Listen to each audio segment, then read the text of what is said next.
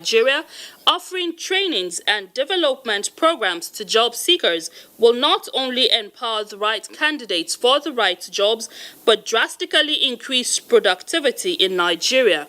Annie Daniels reports that this was the submission of human resource experts while unveiling an initiative called Eco Job Center in Lagos.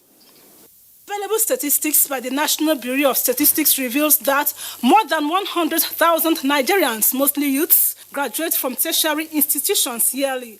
Sadly, only very little number of them gain employment, with some underemployed. Worse still is that some who would have gained employment do not have the expected know-how, so that even when employed, they perform below expectations. It is therefore to bridge this gap that the Eco Job Center was established to groom job seekers and make them employable. We need to train them in soft skills, critical thinking, management, accounting, financial literacy, and also we need to take care of the certification and standardization of the kind of jobs that they do. Already, a pilot program has commenced in Osho, the local government area of the state. What we're trying to do is to say, or see how we can put a bill into law whereby we can encourage inhabitants or employers of labours within Lagos state government to provide a certain quota of the employment to our job boards within the Ministry of Employment and Wealth Creation. We're determined that every resident of Lagos and every good resident of Lagos that's willing to live within the laws of Lagos will get the support of the government to find the jobs that they need to actualize themselves. The Eco Job Center is aiming to deploy 20 40-foot prefabricated hubs across local government areas of the state. This is to serve as direct contact points to job seekers in Lagos. This initiative, observers are optimistic, will bridge the unemployment gap in Lagos and by extension, Nigeria. In Lagos, Annie Daniels, NTA News. And that's our contribution from Lagos. Ifeoma, it's back to you. Many thanks, Ruth. And now let's talk politics. The leadership of the All Progressives Congress have pledged to end poverty if their candidate is elected as the governor of Bayelsa State on Saturday, November 16, 2019. The national chairman of APC, Adams Oshomole, led other party stalwarts to the grand finale of the APC campaign in Yenagoa.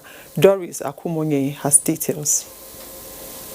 The APC Grand Finale campaign, despite the heavy downpour, had over 6 APC governors, senators, House of Representative members and other stalwarts converge at the Oxbow Lake Pavilion to drum support for the David Degi candidature ahead of the November 16 governorship election in the state. National chairman of APC, Adams Oshomole, said the APC has brought a messiah to change and develop Bayelsa State. He called on the people to vote the APC and end poverty as well as stagnation. Just anybody who is focused, who is determined, who relates with people, who meets with people, who meets with community, who empowers other people, that when they ask for choice, we will support him. National chairman of the Campaign Council and governor of Jigawa State, Minister of State Petroleum, governors lauded the humble background of the candidate whose philanthropic nature speaks volume while calling on them to vote for the David Degi ticket. Yeah. This is your opportunity to chase the plebeian away, and this is the time to end it. The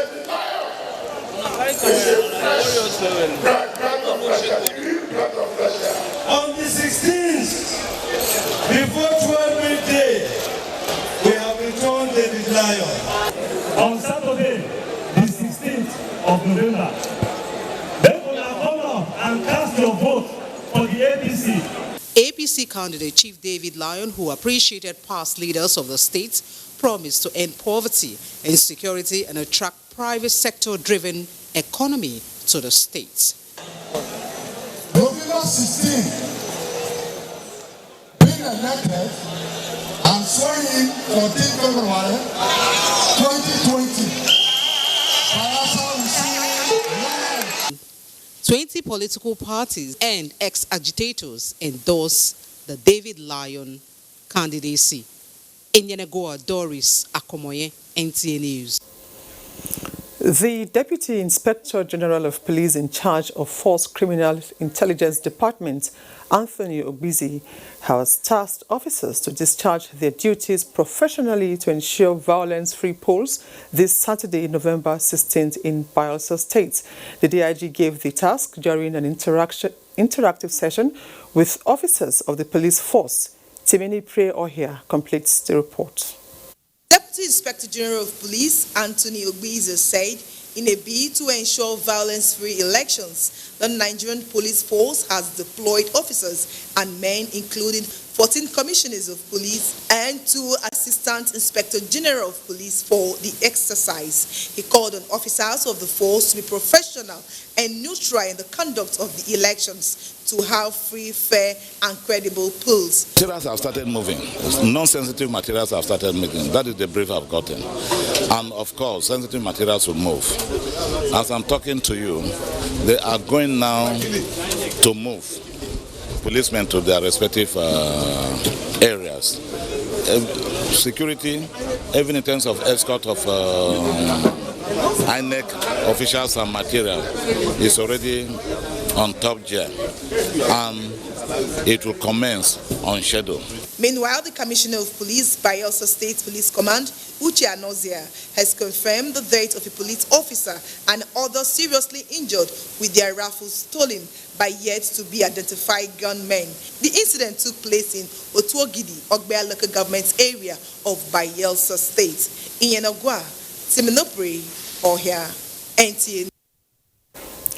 This is Nationwide. We have more reports for you after these messages. Do stay. State is in safe hands. The confluent state is secured. In the event of any emergency, or if you find yourself in a situation where your life or the life of another is threatened, such as kidnap, robbery, burglary, medical emergencies, car theft, rape, road accidents, natural disasters, any form of emergency at all, no need to panic. Just swipe an app on your phone and help will be sent your way immediately. The VGS app is a software for quick emergency reporting of incidents by private citizens for the prompt response by security and emergency agencies.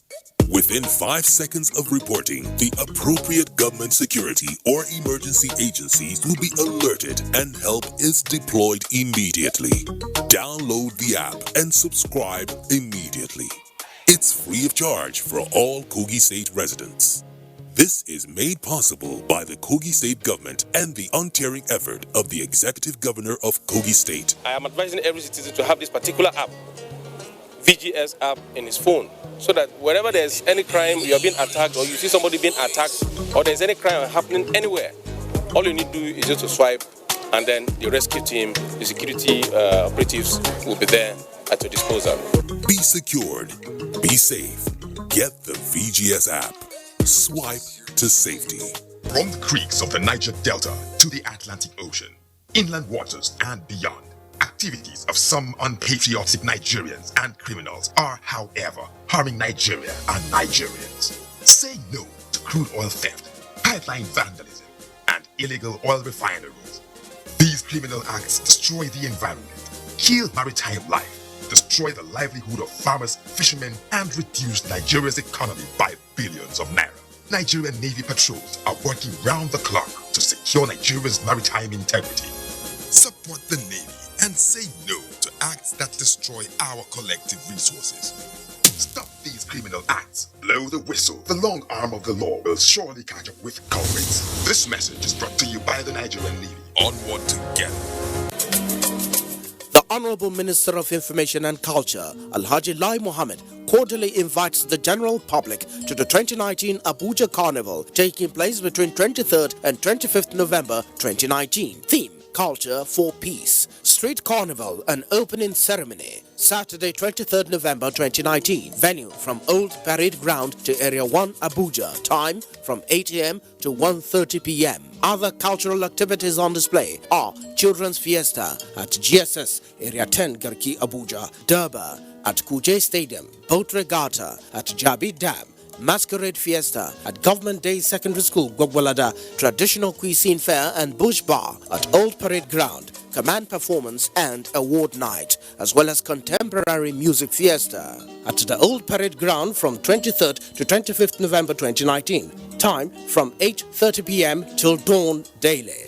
Deaconess Grace Isu Gekbe, Permanent Secretary, Federal Minister of Information and Culture. Like a building, democracy has its essential part. Security and peace form the core foundations of any prosperous democratic society.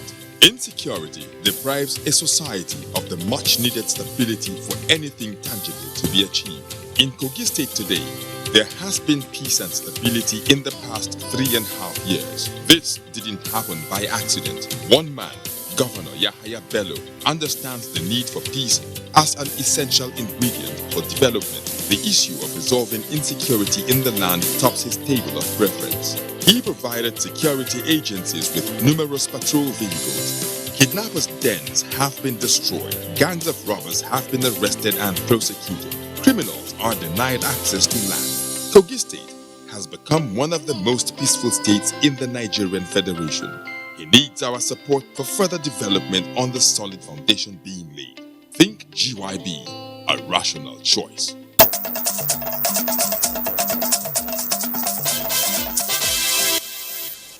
Thanks for staying tuned.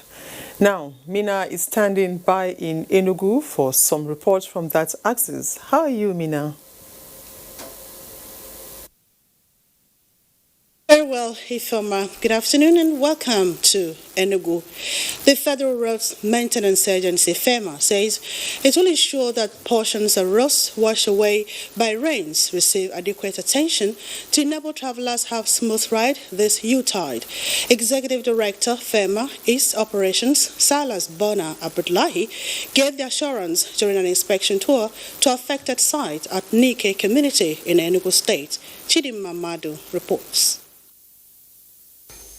The washed-out site, which was as a result of constant flooding occasioned by heavy rainfall, has posed a great danger to the people of Onobanike and other road users plying Enugu-Abakaliki Expressway. Executive Director, FEMA East Operations, Silas Buba Abdullahi, described the condition of the road as critical and requires urgent intervention. The people of Onobanike, who are mainly agrarians, regretted that the only road through which they evacuate their farm produce is on the verge of collapse and commended FEMA for its quick intervention. The maintenance work is expected to commence as soon as the rain subsides. In Enugu, Chidima Madu, NTA News. Still on safety, ahead of the Christmas celebration, the Federal Road Safety Corps, FRSC, says it has taken proactive measures to ensure sanity on the roads. The National Coordinator, Special Marshal Siri Kwambe, gave this assurance at the agency's 2019 Special Marshal Workshop. Chika Ugu reports that the new members of the Special Marshal were officially inducted at the workshop. The Special Marshal Workshop is an annual event aimed at keeping its members abreast with new trends and development in the Corps, as well as refresh their memories and mental readiness to perform their functions as volunteers of the Corps. We'll continue to partner with you people in everything that we bring, and above all to see how we can reduce the accidents in our roads. The National Coordinator FRSC noted that the Special Marshal plays prominent roles in traffic management. He urged them to brace up and prepare for the challenges usually faced on roads during the Christmas period.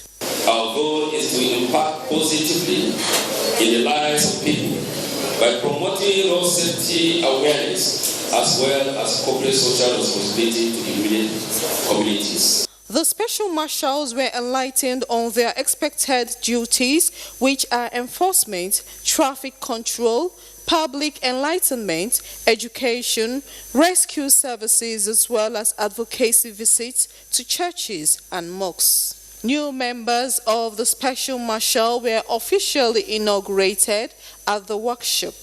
The theme of this year's workshop is Special Marshal Yesterday, Today and Tomorrow. In Enugu, Chika Ugu, NTA News. That's a contribution from Enugu. Ifoma, it's back to you. Many thanks, Mina.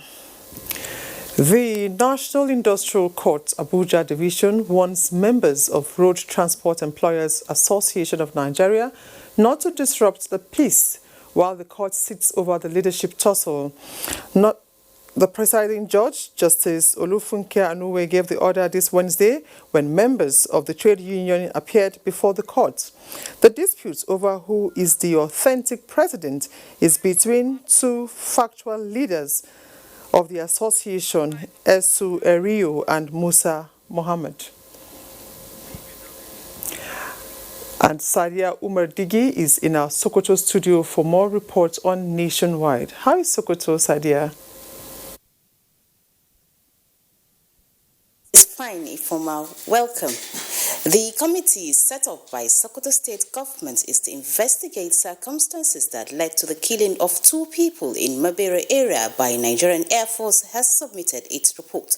The State Deputy Governor Manir Muhammad Danya received the report on behalf of Governor Aminu Waziri Tambuwal. Muhammad Nasir reports.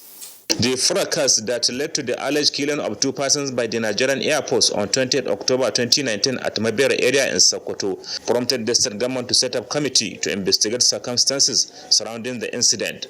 The 10-man committee, led by the Deputy Commissioner of Police, Charles Murthy, consists of police, army, traditional and religious leaders, as well as civil society organizations. Chairman of the committee, while thanking the state government for the confidence report in it, expressed hope that the recommendations will be implemented. We want to believe, sir, that the outcome of our families will be well taken, and that the outcome, if implemented, should be able to address incidents of this nature. Sokoto State Deputy Governor Manir Muhammad Danya said government will study the report carefully and implement the recommendations. By the grace of God, the government is going to look at this report and inshallah justice will be done. The Deputy Governor reiterated government's commitment to protect the lives and property of its citizenry. And Sokoto, Muhammad Nasir, NTA News. For a sustainable price production and stable prices, the economic analyst in Sokoto has urged farmers to take full advantage of the opportunities land border closure presents for the country. This came at the backdrop of recent hike in the price of rice in the country. Musa Abubakar completes the report. The rice import bill is declining and the multiply impact is kicking in. Business is not as usual, neither is the price of rice for consumers here. The model before they cross the border, the higher one is 700 naira, but now the higher one is 1,000. The price of both imported and locally produced rice may have hiked, but the federal government's effort are starting to yield some positives. And the country is now producing more than 3 million tons of rice annually. With the annual consumption at close to 7 million tons a year, the shortfall, experts say, is an opportunity for farmers to fill. Pave a way for the firms or industries within the country to take off. And if they take off, that is when we can have employment opportunities. Moreover, it's a good news for investors in the agricultural sector, with over 80 billion naira allocated in the 2020 budget estimates. The government must take into consideration the advanced techniques that are used in agricultural production, improved seeds, and also make sure that we set up what is called agro-allied industry. For now, it's tough to be a consumer of rice. But you know what they say, tough times don't last, most especially when concerted efforts are continuous towards changing the fortunes of the country. In Sokoto, I am Musa Abubakar, NTA News. That's our contribution from Sokoto. It's back to Abuja for more on Nationwide. Good evening. Many thanks, Sadia. And that's nationwide this Wednesday. We thank you for watching. NTA Sports Studios will open shortly for the live telecast of the AFCON qualifier between Nigeria and Benin Republic. Do stay with the NTA.